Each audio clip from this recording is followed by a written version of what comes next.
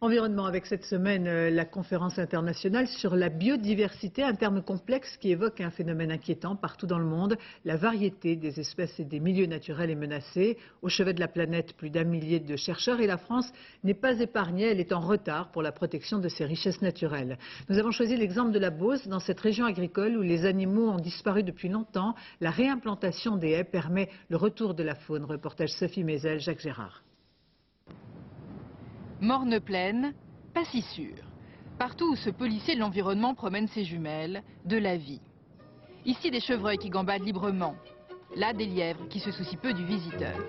Nous ne sommes pas dans un parc naturel mais dans une région agricole en plein milieu de la Beauce, là où naguère seules les céréales occupaient le paysage à perte de vue. Car au lendemain de la guerre, l'agriculture intensive abolit tout relief. Un seul maître mot, le rendement. Ces futurs fermiers pourront dans les années à venir bénéficier de ces progrès qui contribueront à augmenter considérablement le rendement du potentiel agricole français. Ce que les aînés ont détruit, la génération actuelle d'agriculteurs est en train de le reconstruire. Aujourd'hui, dans ces plaines, 5 à 10% de l'espace est occupé par des haies, méli-mélo d'arbustes en tout genre. De la place perdue a priori, mais pas pour tout le monde. Les oiseaux notamment et la faune sauvage a besoin de ces haies pour retrouver en quelque sorte des habitats plus favorables pour eux.